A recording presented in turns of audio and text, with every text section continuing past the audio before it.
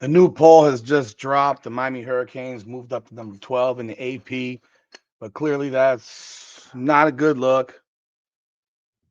Things did not go the way of the Miami Hurricanes yesterday, and as I suggested and recommended, obviously my suggestions or recommendations were not taken taken as is because they actually make sense. But yeah, the Miami Hurricanes did jump up to number 12 in the AP. They just jumped past Vanderbilt. And I'm going to explain the consistent inconsistency of this poll and why that makes no sense either, to be honest. And puts Miami in a position of let's see what the CFP does and let's see if people are held accountable for poor performance, if people are, you know, realistic about full resumes and the like. And of course, the fact that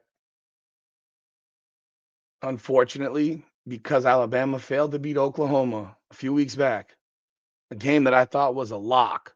And that's why I had no problem saying that I really believe the Canes are going to get in the playoff because to me, that game was a lock. And when it didn't go the right way, it obviously threw a massive monkey wrench into everything and has changed the dynamic of college football and the landscape of college football because we're going to have a team potentially in the playoffs that can't score 20 points. And they held that against Florida State a couple of years ago when Jordan Travis got hurt, but FSU was beating everybody with their defense the last couple of weeks, and their defense was dominant, and which is what Oklahoma is. Oklahoma has a very, very good defense, and they've ridden on that defense, but they can't score. So isn't scoring part of playing football? Isn't it? So we're gonna have an Oklahoma team that barely got by LSU, a bad LSU team. We got an Alabama team that snuck by a bad Auburn team, and they don't move.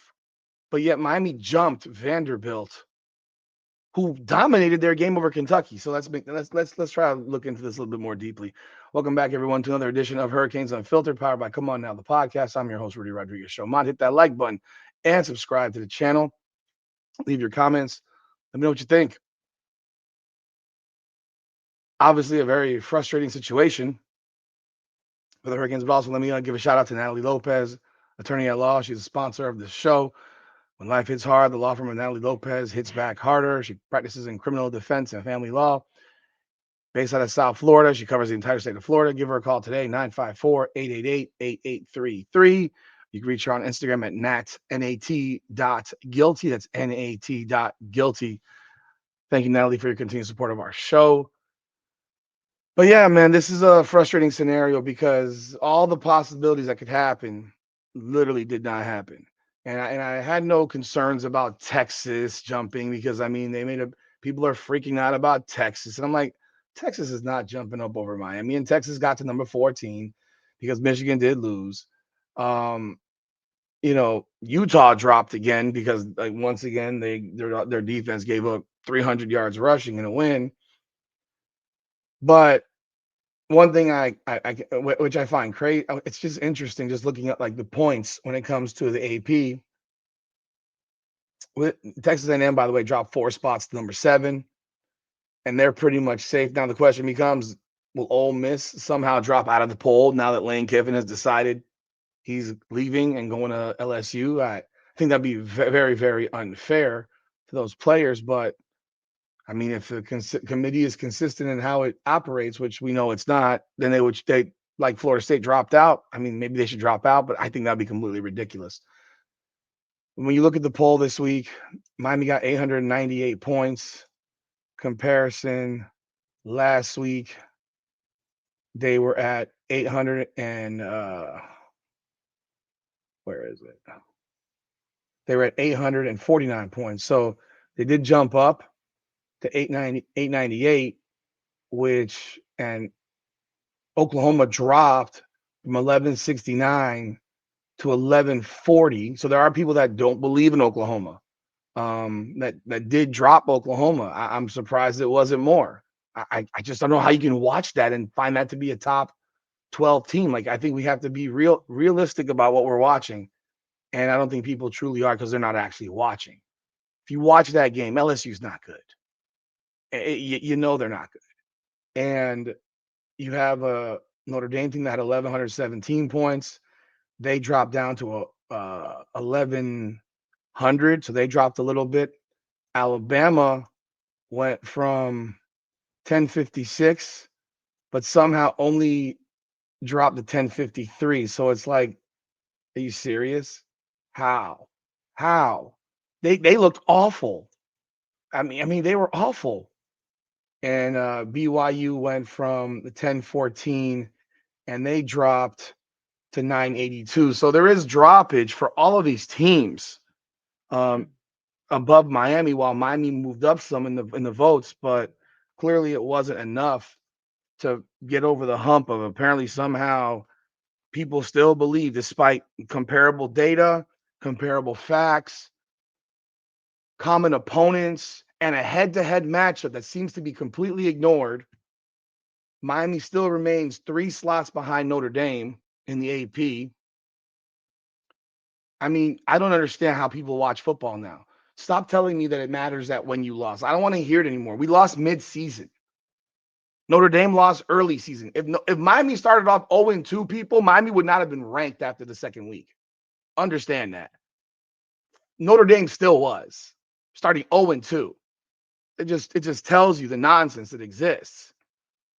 And this obviously lends back to the games that were really close earlier this year. That the Texas A&M game that they didn't lose to South Carolina, which had they lost that game, they'd be out of the playoffs now, realistically, or maybe not, because apparently SEC teams don't get penalized for losing to bad teams. Alabama all year has played nip and tuck games with bad teams, some good teams, but also some bad teams. Last night was an example of a bad team. South Carolina was an example of a bad team. And they got smashed by a bad team in Florida State. And of course, somehow it's been forgotten. It almost makes it pointless to schedule these non-conference games, because if Miami schedules a non-conference game, and that's the thing that Texas is trying to make an excuse over, but they lost their non-conference game. And they also lost to Florida. Had Texas not lost to Florida, Texas is probably in the top 10, because that's how the SEC rolls. That's how the CFP goes with things. It doesn't matter that they lost, and they got drugged by Georgia by 25. So that's why I keep going back to like compare. You can't sit here and say comparable scores, because you're not comparing scores. You're not. They're not. They're ignoring the comparisons. Like, what in your eye test told you yesterday watching Stanford play Notre Dame that Notre Dame was better than Miami? What was it specific? Is there something specific? Because I watched the game. You know who was the starting quarterback for Stanford? It wasn't their starter. It wasn't their starter. You know, that's the thing. It wasn't even their starter who started a large majority of the season, because we played that guy and we shut that guy down to 50 yards. We played their starter. He played against Pitt. He had 228 against Pitt. I don't know if he got hurt again, but apparently he didn't play in the Carolina game. He hasn't played the last 3 games. But again, you didn't play the starter to begin the season. You played a different guy. You gave up 20 points, and people can sit here and say, "Oh, it doesn't matter." No, he gave up 20 points. You gave up 20 points. You scored 49. You won 49-20. Miami beat that same team 42-7. They scored points down the stretch. And yeah, I stand on that. I think Notre Dame's a playoff team, but I think Miami should be ranked ahead of Notre Dame. Like, it doesn't make sense. And then you look at an Alabama that constantly has struggled. But again, going back to Notre Dame, comparable games. Miami was better against NC State than Notre Dame was. Miami was better against Pitt than Notre Dame was. Miami was better against Stanford than Notre Dame was. Miami beat Notre Dame. I'm gonna keep going back to that. I mean, I don't understand why this has become complicated. We lost to 2 teams that went 8-4. We have to stop. People have to stop acting like Miami lost to some teams that are terrible. And that's what's really annoying, because guess what happened yesterday? Vanderbilt crushed Tennessee. Tennessee is 8-4. Tennessee is 8-4. Tennessee just barely this week dropped out of the top 25 to number 26. So they went from 18 to 26, getting beaten by 21 points or whatever it was, blown out by Vanderbilt. That's what I'm talking about. Georgia Tech is still ranked somehow by losing to Georgia. SMU naturally dropped out. Pittsburgh completely plummeted out of the poll. Got 1 point. 1 point. It's like the droppage that happens to ACC teams when they lose is not even remotely comparable to the droppage that happens to SEC teams. It's insane. It's absolutely insane. And the fact that we're gonna have to we have to see a Duke team play in the ACC championship is what is completely wrong with these unbalanced schedules that have one team playing nobody. Do you think Duke beats SMU? Do you think Duke beats Louisville? I don't. They didn't play either one of them. Heck, I'll even ask the question. I'll even ask this question, and I think it's a genuine question. I understand Florida State ended up 5-7. Do you think Duke beats Florida State? I mean, I don't know. I mean, the fact that I have to go back and look at the fact that they lost, they had that miracle over Clemson because I just don't like Clemson. I was pulling for them to beat Clemson. Now I wish they'd have lost to Clemson. It's crazy. But Clemson wasn't even very good. And that's the thing. Like, did Duke play Pitt? No. So Duke didn't play Pitt. Duke didn't play Miami. Duke didn't play SMU. And Duke didn't play Louisville. Like, this is what happened. They didn't play anybody. The best team that they played in conference was Clemson and NC State. And then, of course, Virginia. They lost to Virginia. The rest of the teams on their conference are bottom half. They're all bottom half. They beat Cal, or bottom 1, 2, 3, 4, 5, 6. So 7 Cal, 8 Clemson, 9 NC State, 11 Wake Forest, 11 Wake Forest, 12, 14 North Carolina, 15 Virginia Tech. Did they play Virginia Tech? I'm sorry, not 15. And last place Syracuse. Everybody they played was bottom half conference, but they're going to go to the conference championship at a 7-5 record. It's insane. It's absolutely nuts. So we are at the mercy of the committee at this point, and I think that we're at the mercy of the hope and the prayer that Georgia dismantles Alabama, leaving this committee with no choice other than to drop Alabama out, because I think that's where it's at this point. Because I think it's abundantly clear that unless there's been some seismic change on Tuesday, that Miami is not going to pass Notre Dame unless there's a come to Jesus moment of real resumes and going back to the one point that exists, and that's head to head.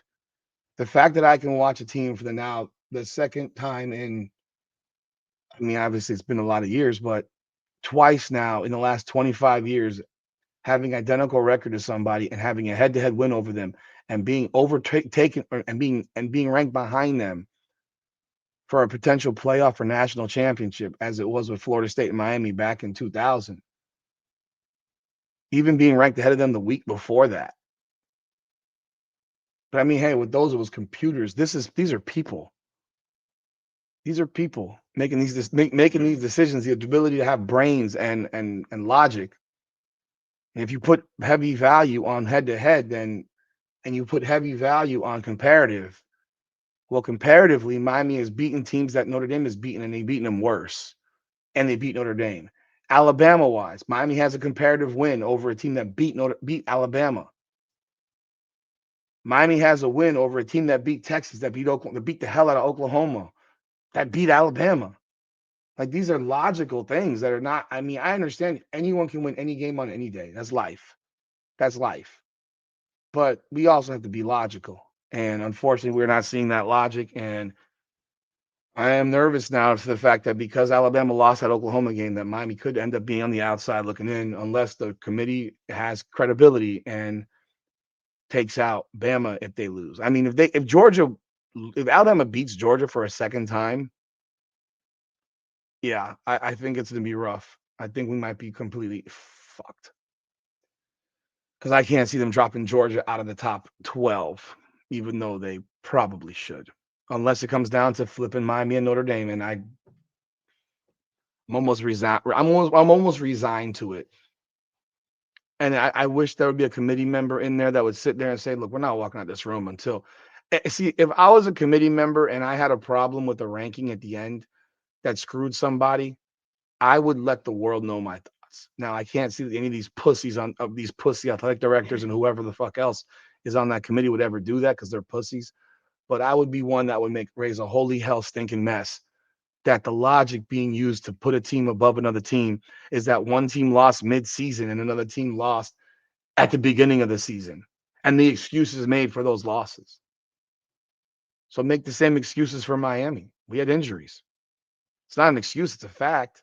But I mean, people don't like facts. So y'all leave y'all leave y'all thoughts in the comments. Hit that like button and subscribe. I appreciate y'all as always. Once again, Hurricanes Unfiltered Live will be tomorrow night, 9 p.m. Let's talk about it. Hurricanes Unfiltered. Come on now, the podcast. Come on now.